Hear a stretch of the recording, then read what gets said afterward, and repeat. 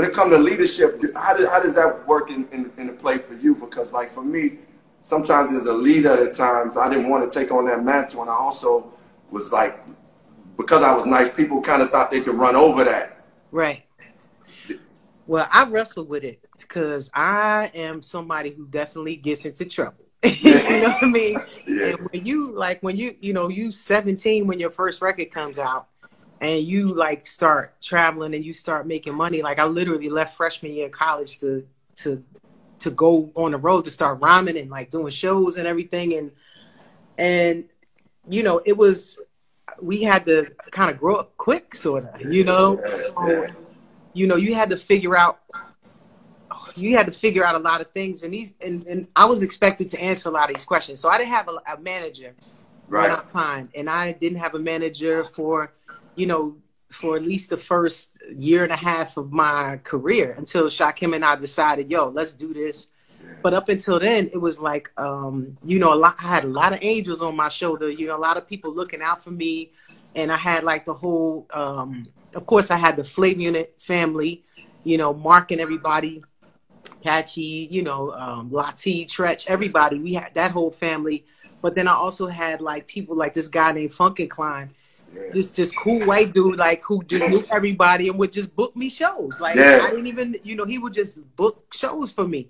And got me to Europe for my first time. And plus, I was cool with the Jungle Brothers. One of my dancers was dating one of the Jungle Brothers. Yeah. So we got tight, which means Red Alert and us got tight, which means and Q-Tip used to come over to the Flav Unit. He used to come to Mark's basement, like before Tribe Called Quest even blew. Like Tip would come to Jersey from Queens, take the train, take to the bus, to the basement, and like study with Mark and like watch everything Mark was doing.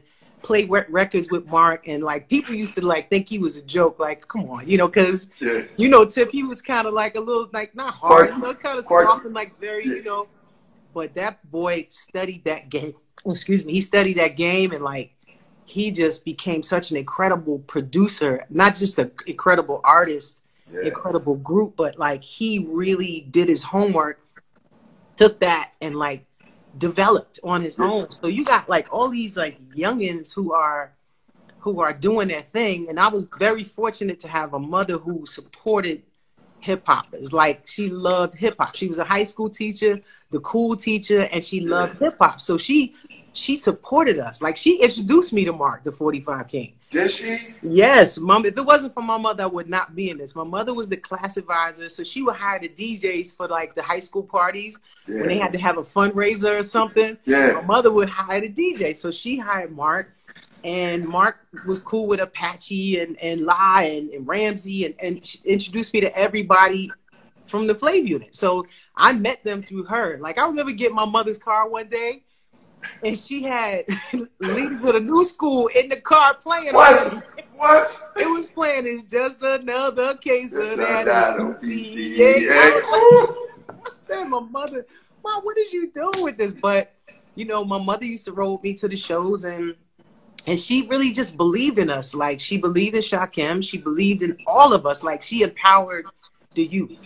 She knew that we were going to take over this thing. She believed in that this hip hop thing was not a fad, that it was like an opportunity for us to use our voices, to be empowered, because she was already doing that with her students. You know what I mean? And she wanted us to really take this thing and run with it. And she was just like letting us know she was there whenever she needed us, we needed her, but go for it. Believe in yourselves, do it. And then we had a couple of people like Boogie Down Productions, KRS-One, Miss Melody, all of them, they kind of looked out for us, showed us some game.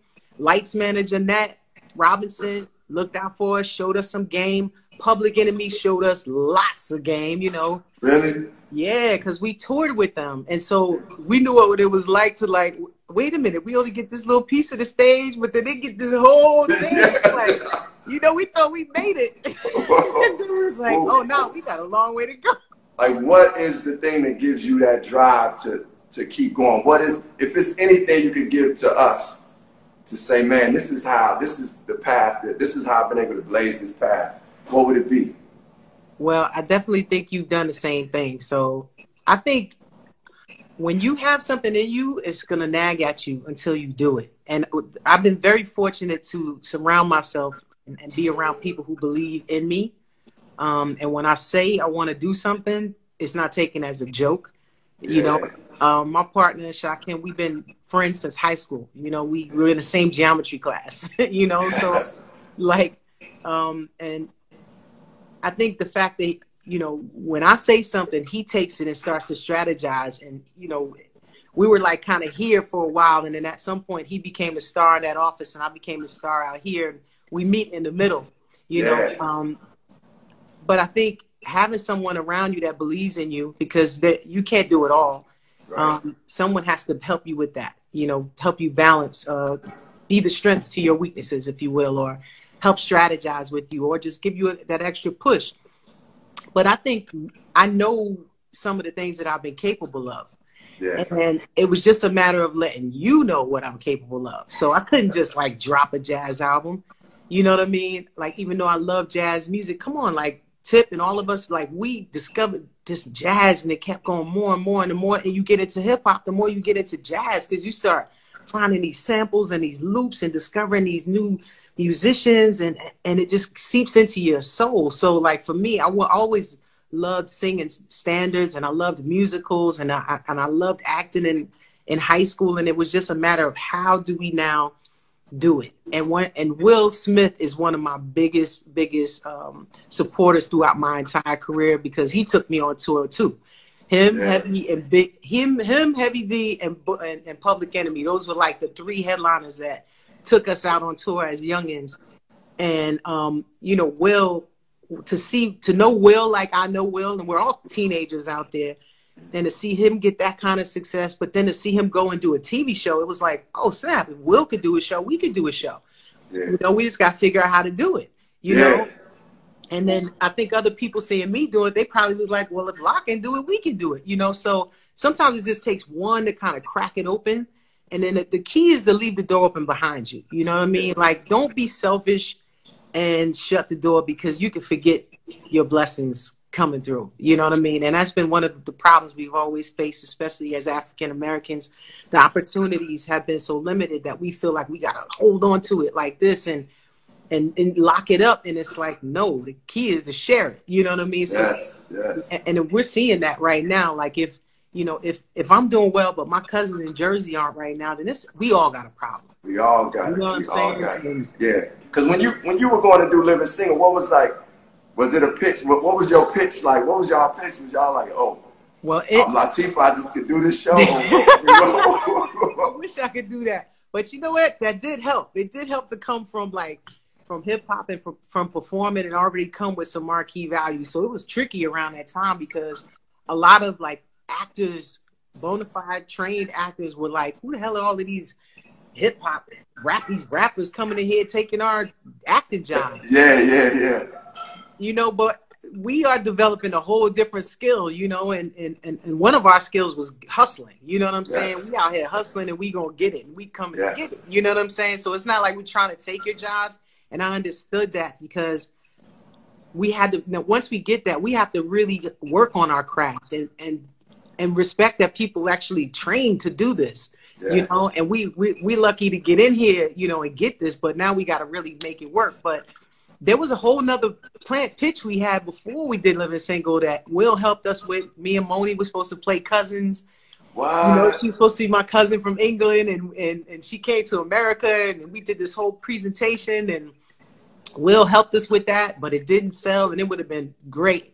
And then we just beat the pavement. We went back to the drawing board, like, okay, now what are we going to do? We got to still figure something out. So me and Sha will always like get in a room, figure out who we needed to connect with.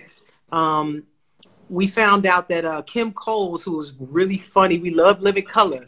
Living Color was our show. Living Color was, come on, man. That was Living Color was like, that was our tour bus. I mean, that was all we played was VHS tapes of Living Color. Living Color. Well, we memorizing all of that, you know. Yeah. Shout to all of them, because they changed the game. They changed it.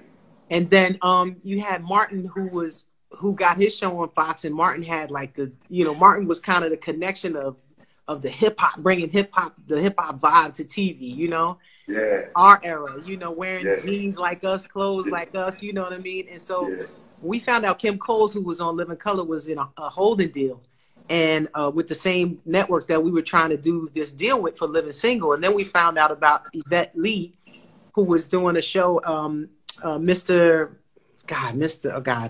his name was No, it was the younger guy, Mr.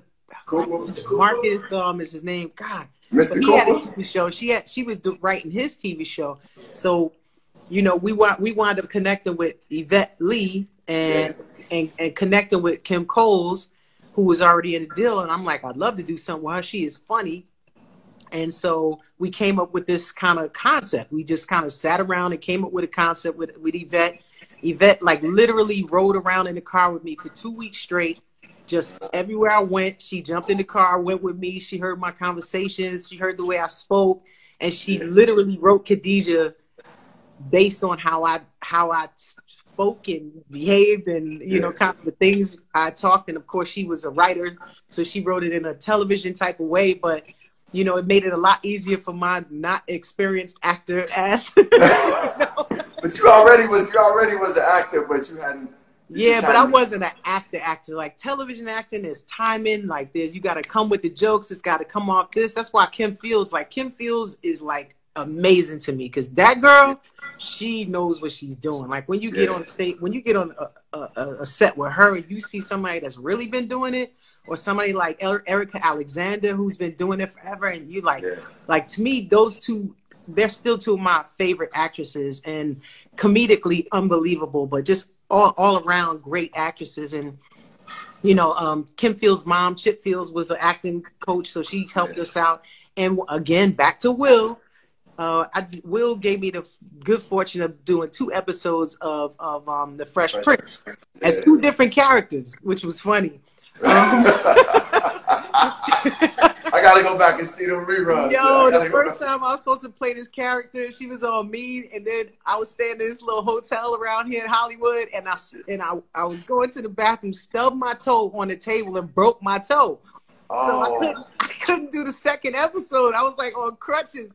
Every time you see me in that episode, I'm like standing still because I could barely.